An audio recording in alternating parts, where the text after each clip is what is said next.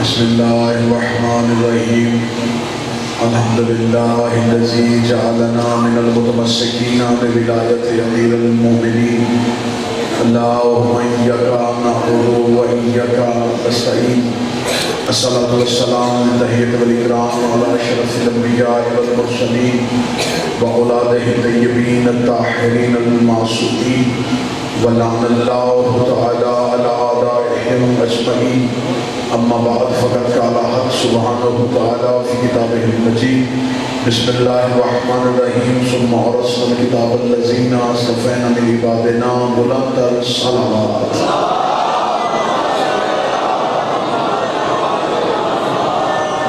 دعائے مالکان عزت بارگاہ عزت میں ہوئے ہر صاحب عزت کی عزت کو محفوظ فرما میرے مالک جن مرحومین کے بلندی درجات کی مجلس ہے اس عبادت کا بہتر سے بہتر اجر ان کے نام اعمال میں درج فرمائے آپ جتنے بھی حاضرین کے مرحومین ہیں میرا مالک تمام کی مغفرت فرمائے ہمارا خاتمہ بالخیر فرمائے موت کی ہچکی ہو زبان میں ورد علی ولی اللہ جاری فرمائے قبر کی پہلی رات ہو زیارت امیر نصیب فرمائے قیامت کی صبح و شفاعت شفیع نصیب فرمائے بارش کے ظہور میں تاجیل فرمائے دعائیں قبولیت تک پہنچائیں سہارا درود کریں بلند آواز سے صلوات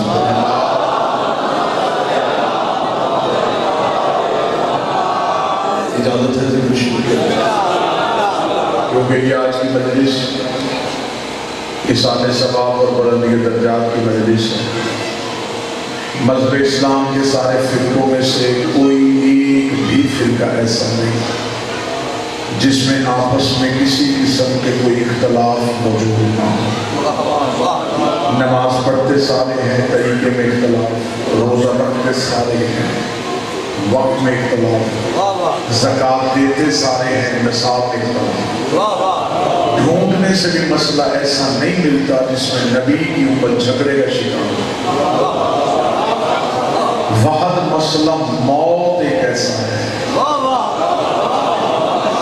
جس پہ نہ کسی فرقے کو کوئی اعتراض ہے نہ کسی مذہب کو کوئی اعتراض ہے یہ سارے مانتے ہیں کہ موت ایک ایسی طاقتور چیز ہے جس کے سامنے کسی کا بس نہیں چلتا جیسی موت فقیر کو آتی ہے ویسی شہنشاہ کو جیسی سائل کو آتی ہے ویسی بادشاہ کو موت زمینیں نہیں دیکھتی موت جائیدادیں نہیں دیکھتی جب آ جاتی ہے تو پھر آ جاتی مٹے نامیوں کے نشان کیسے کیسے زمین کھا گئی آسمان کیسے یہ سارے مانتے ہیں کہ مرنا بھی ہے موت کے سامنے کسی کا بس بھی نہیں چلتا لیکن آل محمد کے ماننے والوں کا عقیدہ پھر دنیا سے تھوڑا سا مختلف ہے ہم دنیا والوں سے کہتے ہیں مر تو جانا ہی ہے پھر اچھا نہیں کہ بندہ کسی کا ہو کہ مر جائے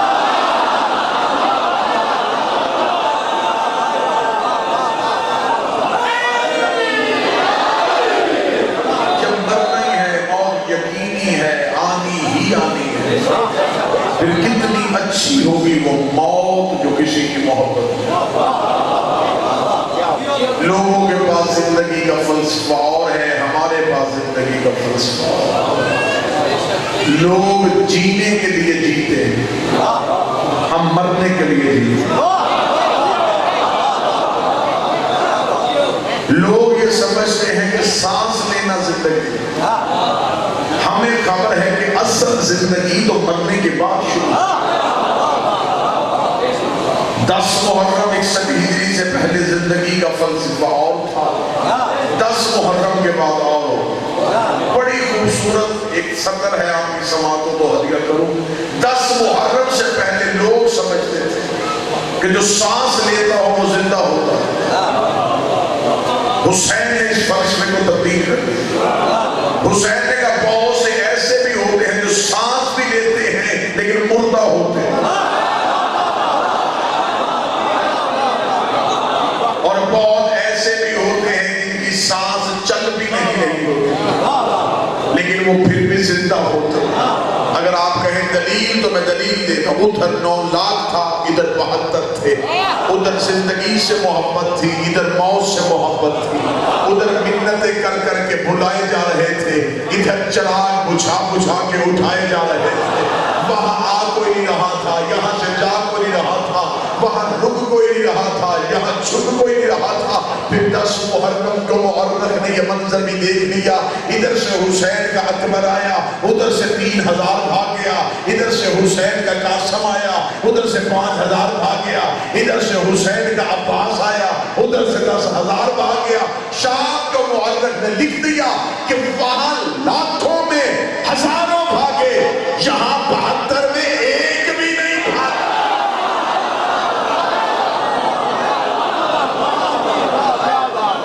اس وجہ سے کہ انہیں زندگی اچھی لگتی ہے، انہیں موت اچھی لگتی ہے۔ موت سے ہمیشہ ڈرتا وہ ہے جسے یہ نہ پتا ہو کہ مرنے کے بعد کیا ہو، جسے یہ نہیں پتا کہ مرنے کے بعد کیا ہونا ہے وہ ڈرتا ہے۔ ہم موت سے اس لیے نہیں ڈرتے کہ ہمیں پتا ہے کہ مرنے کے بعد علی سے ملاقات ہو۔ ہمارا عقیدہ انسان مر جائے تو سرحانے کرسی علی کیا۔ چند لوگوں کو اعتراض ہے کہ ایسا کیسے ہو سکتا ہے، علی کی کرسی سرحانے کیسے؟ تو میں تو پورے ملک میں کہہ رہا ہوں جس بندے کو یہ بات سمجھ میں نہیں آتی وہ مولوی سے نہ پوچھے، پٹواری سے پوچھے۔ یہ چھوٹا سا مسئلہ تو پٹواری نہیں سمجھا۔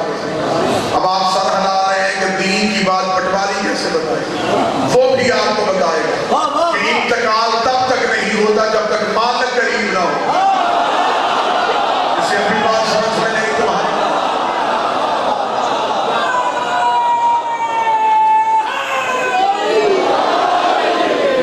انتقال تب تک ہوتا ہی نہیں جب تک مالک قریب۔ زمین تراب ہے،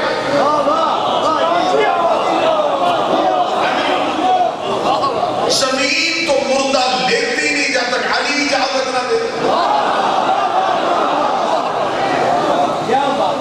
لوگ سمجھتے ہیں کہ مرنے کے بعد کچھ بھی نہیں رہنا، ہم زندہ اس لیے ہیں کہ مرے تاکہ علی سے ملے۔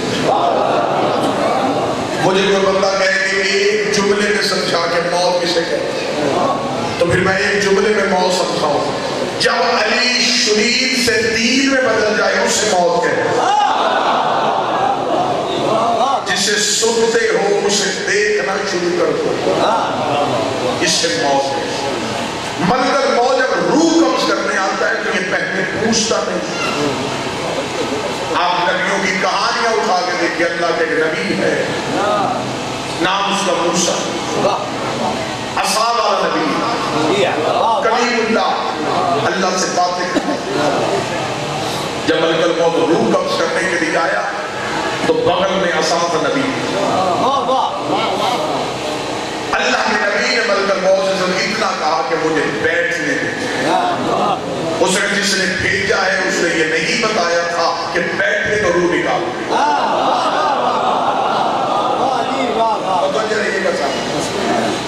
نبی نے کہا پھر مجھے اتنی اجازت دے کہ میں دیوار سے ٹیک لگا دوں۔ اس نے کہا دیوار سے ٹیک بھی لگا۔ شہید کی یہی روح قبض کی، روح قبض کی، کتاب کہتی وقت میں عصا، روح چلی گئی، نبی اسی عصا کے سہارے کھڑا اس عصا کو نیچے سے دیمک نے چاہا، جب بغل سے گرا پھر لوگوں کو پتا چلا کہ نبی دنیا سے چلا گیا۔ یہ ہے نبیوں کی منظر موت کے سامنے۔ اب آؤ علی کے دروازے میں جھکنے کا فائدہ۔ کوفے میں علی، مدائن میں سلیمان۔ اسے بات سمجھ میں آئی، میں اس سے بات امیر المومنین کوفہ میں تھے، سلمان مدائن میں۔ علی منبر میں خطبہ دیتے دیتے مسکرا پڑے۔ صحابہ نے کہا کہ مسکرانے کی وجہ کیا ہے؟ علی مسکرا کہتے وہ جانے کے لیے تیار نہیں ہو رہا۔ شاید آپ نے نہیں سمجھا، میں نے ابھی کہا تھا کہ ملک الموت چاہے سلیمان بن داؤد ہو، چاہے موسیٰ ہو، ملک الموت کسی کو بیٹھنے کی مہلت کہ سلیمان محمدی اپنے حجرے میں تھے یا اسرائیل نے آگے کہا سلمان میں تیری روح قبض کرنے آیا ہو؟ سلمان جلال نے اگر دروازے میں کھڑا ہو کے انتظار کر، میں تب تک جاؤں گا نہیں جب تک علی آئے گا نہیں، میں تب تک نہیں جاؤں جب تک علی نہیں آئے۔ ادھر سلمان نے یہ جملہ کہا، کوفے میں بھی مسکرا پڑے۔ اللہ نے فرمایا کہ وہ جانے کے لیے تیار ہی نہیں ہے۔ یہاں پہ اکثر بندے ممبر پہ جملہ پڑھ دیتے ہیں کہ علی کوفے سے اٹھے اور مدائن پہنچ گئے، علی کوفے سے اٹھے اور مدائن چلے گئے۔ میرا عقیدہ ہے کوفے میں بھی علی تھا، مدائن میں بھی علی پہنچ گیا، کوفے میں بھی علی تھا، مدائن میں بھی علی پہنچ گیا۔ جب علی آئے تو سلیمان محمدی کے دروازے پہ اسرائیل ہاتھ باندھ کے کھڑا تھا۔ علی کی آواز ہے کیوں کھڑا ہے تو نبیوں کے دروازے پہ بھی کبھی نہیں رکا۔ اس نے یا علی تیرا نوکر جانے کے لیے تیار نہیں ہے۔ ادھر علی کا پہلا قدم سلیمان محمدی کے حجرے میں آیا، خوشبو ولایت کو سلمان نے محسوس کیا۔ سلمان دونوں ہاتھ ماتھے میں رکھ کے کھڑا ہوا، السلام علیکہ یا امیر المومنین، اے علی آپ پر میرا سلام ہو۔ علی نے سر پہ ہاتھ رکھا، سلمان وہ لینے آیا ہے تو جا کیوں نہیں رہا؟ سلمان نے چھریوں والے ہاتھ علی کے قدموں پہ رکھ کے کہا یا علی تجھے چھوڑ کے جانے کو جی نہیں چاہتا۔ علی نے سر پہ ہاتھ پھیر کے کہا مطمئن ہو کے چلا جا، وہاں بھی ہم ہی ہوتے ہیں۔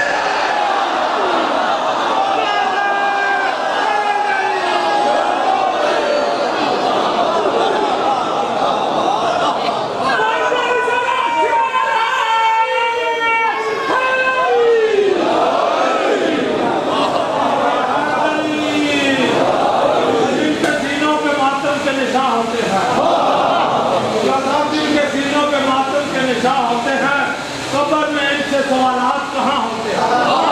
خبر میں ان سے سوالات کہاں ہوتے ہیں؟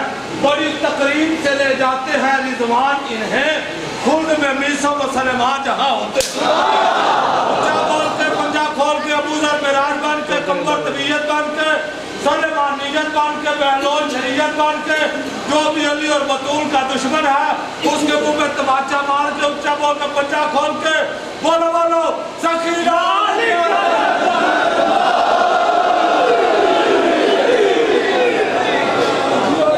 موت ڈراؤنی اس کے لیے ہے جن کے پیر بھی مر جاتے ہیں۔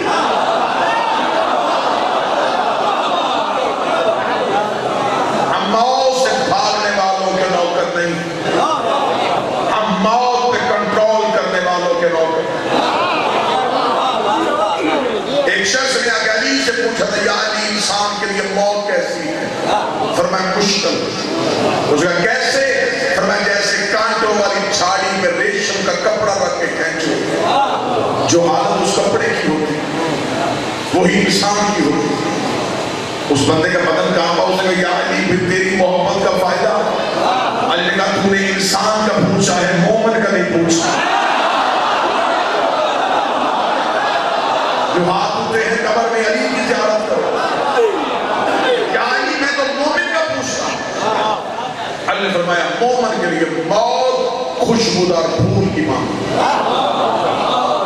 مومن کے لیے موت شہد سے زیادہ میٹھی۔ اس کا مولا بتائیں تو صحیح، کیونکہ جو ذائقہ چکھ لیتا ہے وہ بتا نہیں سکتا۔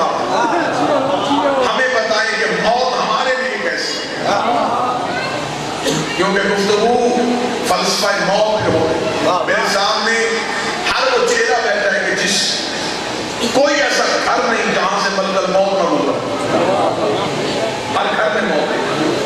میں علی کی زبان سے موت پڑھوں گا، آپ میری تائید کروائیں گے کہ ایسا ہم نے بھی کئی بار ہے۔ علی فرماتے ہیں جب ملک الموت میرے کسی محب کی روح قبض کرنے جاتا ہے تو سب سے پہلے مجھ سے اجازت لیتا ہے۔ اجازت کیوں لیتا ہے؟ موت امر ہے، علی اور رب ملک الموت اجازت مانگنے میں یا علی میں آپ کے محب کی روح قبض کرنے جاتا ہوں۔ اب جو آگے سے علی جواب دیتے ہیں وہ جواب سنیے گا اور چہرے میں مسکراہٹ لگے گا۔ علی مسکرا کے فرماتے ہیں اچھا تو میرے شیعہ کی زیارت کے لیے جا رہا ہے؟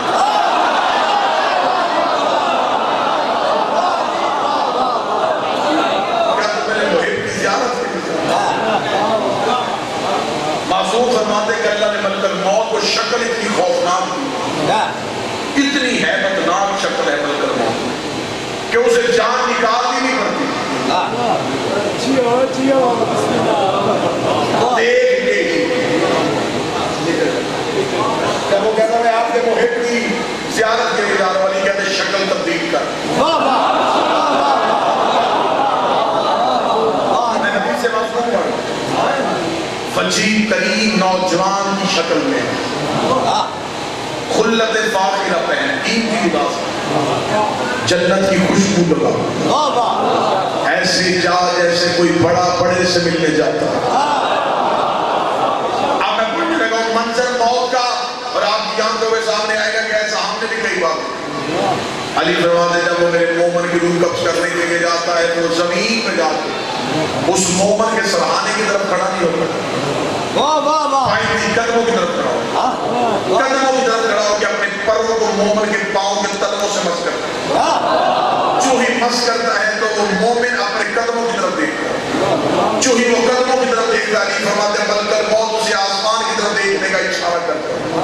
वो अपनी निगाहें कदमों से आसमान की तरफ लेके जाता है, जो ही उसकी निगाहें अर्श के पर्दों से टकराती है, अली फरमाते हम हजाबात हटा के उसे अपना चेहरा दिखाते हैं।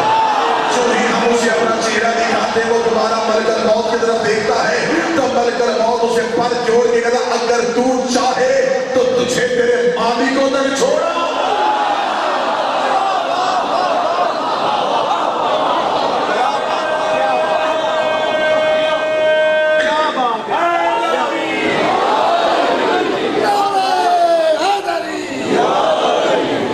इस सफर को मौत कहते हैं। अब सर पे कुरान रख के बताओ ये कोई मुश्किल है? और जब वो देह देख लेता है फिर उसका यहाँ देखने को दिल नहीं करता, फिर उसे ये दुनिया ढेर लगती है, ये पूरा क्रिकेट का ढेर लगती है। वो चाहता जितनी जल्दी हो सके मुझे उससे मिला। अली फरमाते जो ही वो हमें देखता है उसके चेहरे पे हल्की सी मुस्कुराहट आती है। अली फरमाते इस मुस्कुराने को मोमन की मौत कहते हैं।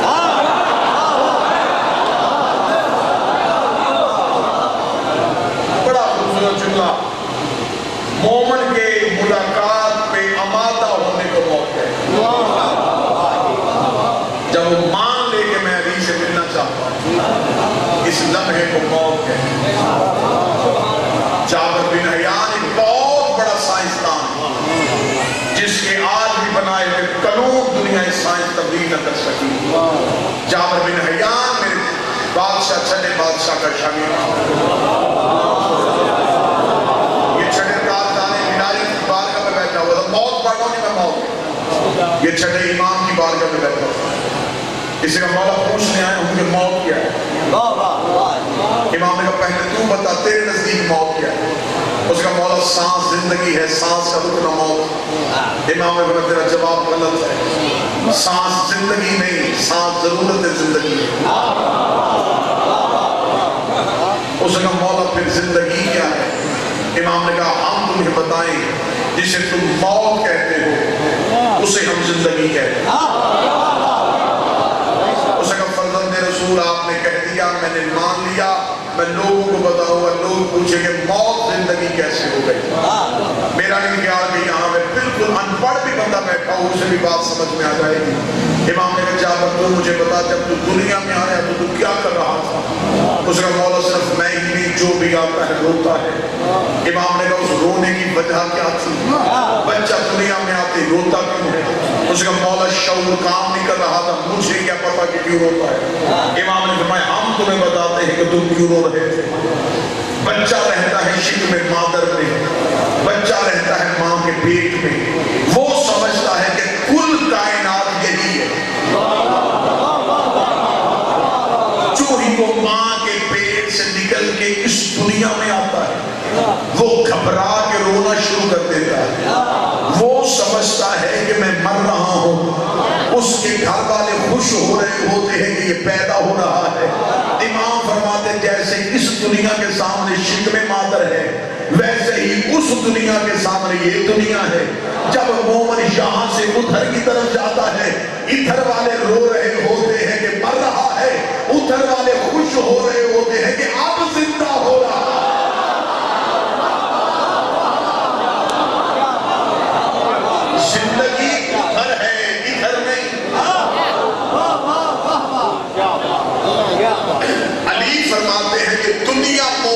یہ مسافر خاتون. آپ جب بھی کہیں جائیں گے، ریلوے اسٹیشن میں بیٹھے ہو، کہیں بس اسٹاپ پہ بیٹھے ہو، پلیٹ فارم پہ بیٹھے ہو، وہاں پہ آپ کو مسافر ملے. کیا مسافروں کے پاس پورا پورا گھروں کا سامان ہوتا ہے؟ ان کے سامان اتنا ہوتا ہے جتنے دن انہوں نے رہنا. علی فرماتے دنیا میں صرف اتنا اکٹھا کرو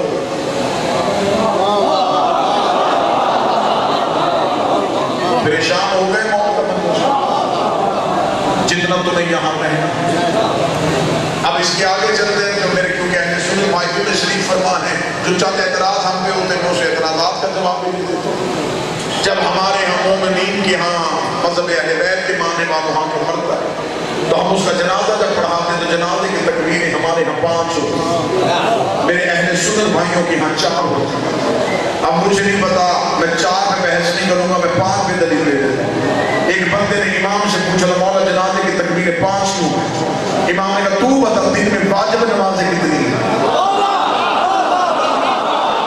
اس کا مولا 5 فرمایا ہر تکبیر ایک نماز پہ گواہی ہوتی ہے، کیونکہ مرنے والے کی اس دن کی نمازیں قضا ہیں، نمازیں رہ گئی ہیں، ایک تکبیر ایک نماز پہ گواہی ہوتی ہے.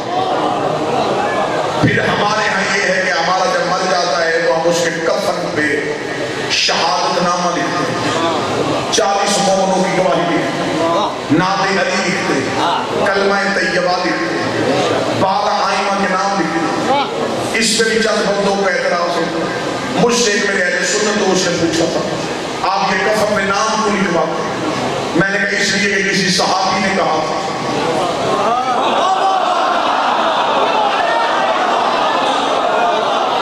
اس نے کس صحابی نے کہا تھا؟ میں نے کہا آپ ہی کی کتابوں میں لکھا ہے کہ جب ایک بہت بڑے صحابی کے بیٹے سے میرے مولا حسن نے کہہ دیا تھا کہ تو میرے نوکر کا بیٹا ہے، اس نے جا کے باپ کو شکایت کی تھی تو آپ کی کتابوں میں لکھا ہے کہ باپ نے کہا تھا بیٹا اگر کہنے والا حسن ہی ہے تو مہربانی کر اس سے کہ یہی جملے لکھ کے دے دے کہ تو میرے غلام کا بیٹا ہے، تو میرے غلام کا بیٹا. اس نے کہا باپ اگر حسن لکھ کے دے اس کا ہم کرے گا کیا؟ باپ نے کہا تھا جب میں مر جاؤں میرے کفن میں رکھ دینا، جب میں مر جاؤں میرے کفن میں رکھ دینا. اس کا بابا کفن میں رکھنے سے تجھے کیا فائدہ ہوگا؟ باپ نے چھڑک دے کے کہا تھا جنہیں یہ غلام کہہ دے قبر میں فرشتے حساب نہیں.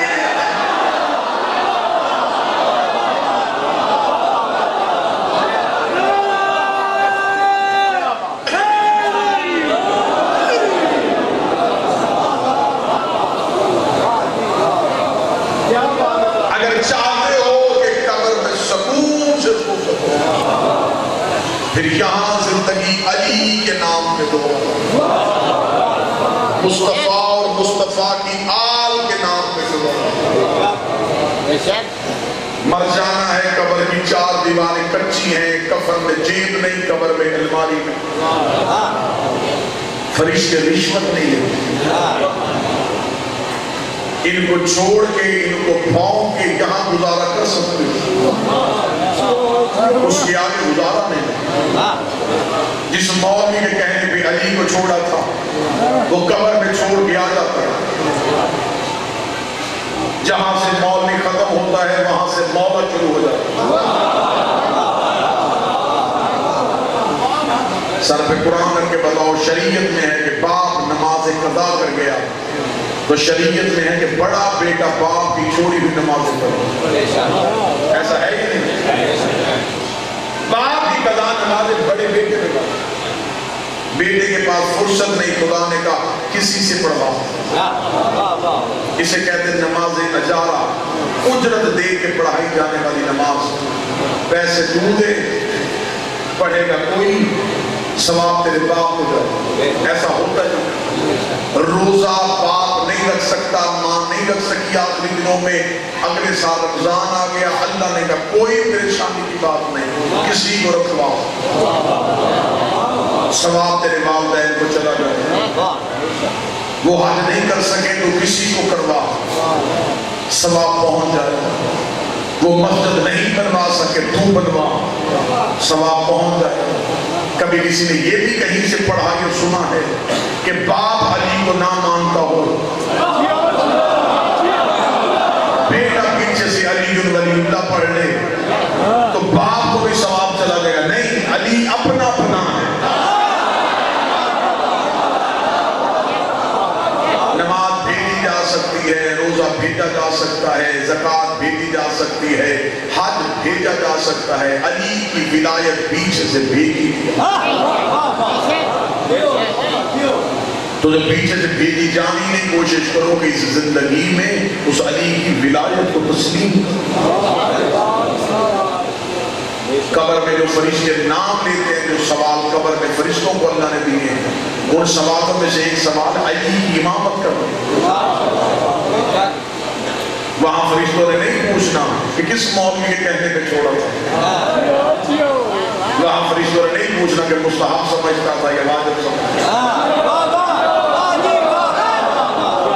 فرشتوں نے پوچھنا بتا تیرا امام کون ہے. اگر علی کا نام لیتے ہوئے ہلکی سی بھی دیر ہوئی اور مرنے والے نے کہا میں نمازیں دیکھ لو، اس نے کہا نمازیں تیری بند ہیں. اگر اللہ نے نمازوں کی وجہ سے جنت دینی ہوتی تو ابلیس کو بھی دے دیتا. امام اچھا ہوگا قبر اچھی ہوگی، امام اچھا ہوگا حشر اچھا ہوگا، امام اچھا ہوگا برزخ اچھی ہوگی، امام اچھا ہوگا کوثر اچھی ہوگی، امام اچھا ہوگا سلسبیل اچھی. جس علی کو چھوڑ کے یہاں گزارا کر لو کہ کلمے سے علی نکال، اذان سے علی نکال، نماز سے علی نکال، اقامت سے علی نکال، آگے جا کے کیا کرو گے؟ قبر میں بھی علی ہے، حشر میں بھی علی ہے، برزخ میں بھی علی ہے، لوائے الحمد بھی علی کے ہاتھ میں ہے، کوثر کا جام بھی علی کے ہاتھ میں ہے، جنت کے دروازے میں بھی یا علی لکھا ہوگا. سنی کتابوں سے ثابت نہ کرو، ساری زندگی منبر پہ نہ ہو. ہمارے گھروں کے دروازے پہ جب دستک ہو تو کئی گھروں کے دروازے پہ پین لگی ہوتی ہے نا. جنت کے دروازے میں جو پین لگی ہے اس کا ذکر حدیث میں آیا. سنی کتابوں کی حدیث میں دکھا سکتا ہوں کہ جنت کے دروازے پہ جو سونے کی زنجیر لگی ہوئی ہے، اس کو ہلاؤ تو آواز آتی ہے علی علی علی.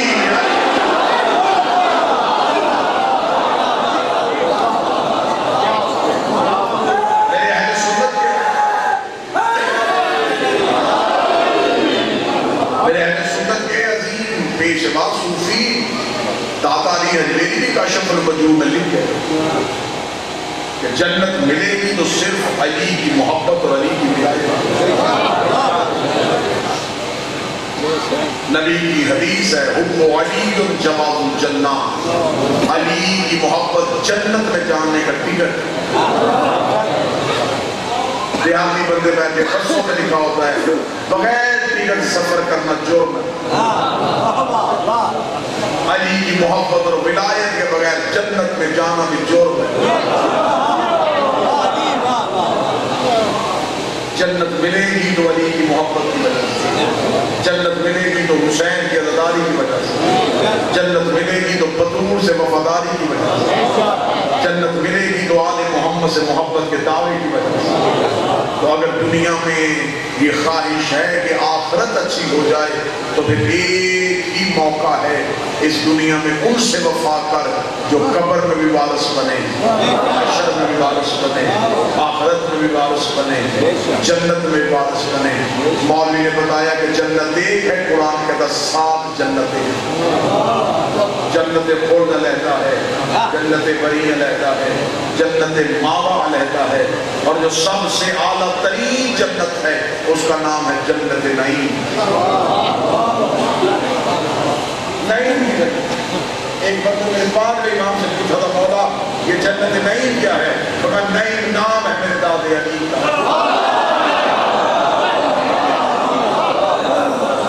کہ جنت کا ایک ایسا خطہ ہے جو علی نے مخصوص کیا ہوگا اپنے پیروکاروں کو. اس کا مولا جنت 7 جہنم ایک، امام احمد نہیں 2 زخیں بھی 7. سب سے گہری اور سب سے زیادہ عذاب والی جہنم کا نام ہے حاویہ، جس کے بارے میں اللہ قرآن میں کہتا ہے کہ حاویہ کے شر سے بچو. حاویہ میں لکڑیوں کی آگ نہیں ہوگی، انسانی بدن کی آگ ہوگی. اتنی خطرناک جہنم ہے کہ جو قصے اس کے بتائے گئے عقلیں زخمی ہو جائیں. معصوم سے بندے نے پوچھا مولا حاویہ جہنم کس گناہ کی وجہ سے ملے گی؟ فرمایا علی کی ولایت کے انکار کی وجہ سے۔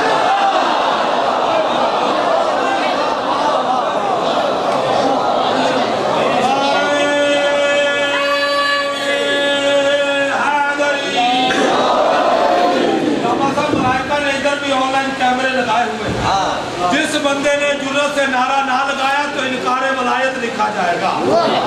ایک بندہ ہدایت کے ارشاد کے میرا جنت کے چکلاتے اللہ کار کار کے میں اپنے نامے کیتا علاقے بھائی فرشتیاں نے ہوندی اتنا سنی تے منہ تے ماری چاہتے انہاں کا چل سیدھا دوزخ وچ تیرا مولا علی دی نلا والا ٹوکن شاٹ ہے۔ جماعت کے بندہ کھول کے بولو بولو تکبیر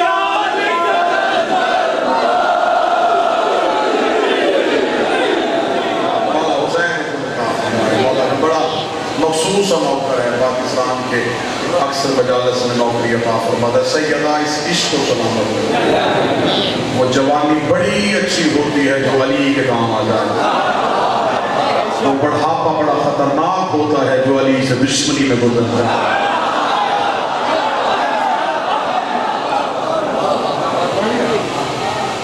شیعہ سنی مہربان جنت میں جانے کی خواہش ہے تو پھر مصطفیٰ اور مصطفیٰ کی اولاد سے محبت کرنی کی، جن سے اللہ نے اولاد کا حکم دیا تھا ان کی بیٹیاں بازاروں میں کیوں لائی،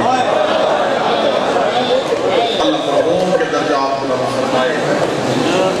مسافر حسین کا ذاکر ان کے ممبر پہ باوجود دعا کرتا ہوں اللہ مرحوم کو آج کی رات قبر میں بادشاہ کی زیارت کرے۔ جس گھر پہ درود پڑھنے کا حکم تھا اس گھر کو آگ کیوں لگائی گئی؟ جن کی رسول نے گردن چومی تھی اس پہ چھری کیوں چلائی گئی؟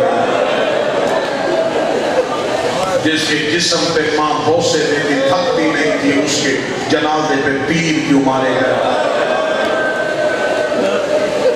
جس دروازے پہ مصطفیٰ درود پڑھ کے آتا تھا اسے آگ کیوں لگائی گئی؟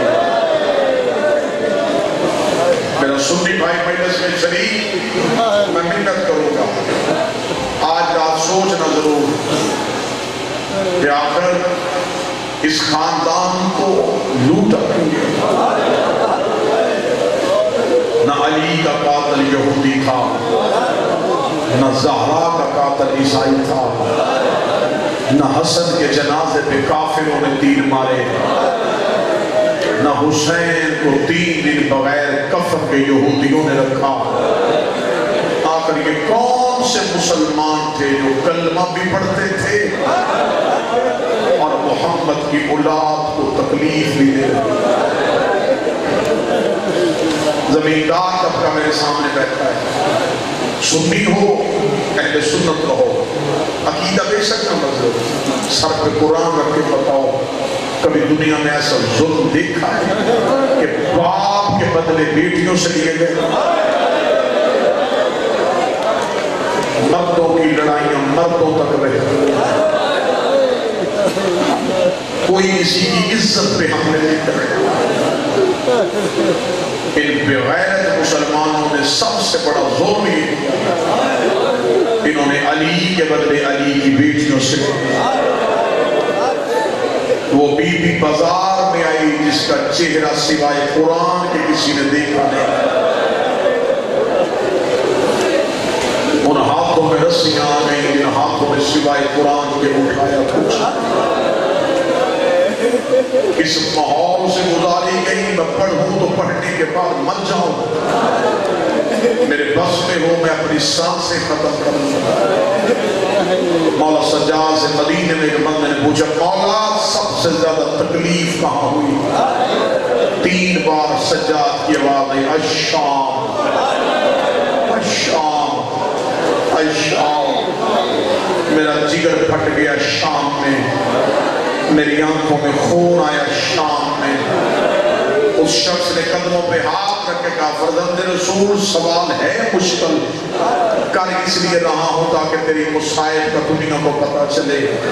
مولا صرف اتنا پتا سب سے زیادہ تکلیف جو شام میں آئی مولا وہ کون سا موقع تھا جس میں شام میں سب سے زیادہ تکلیف آئی.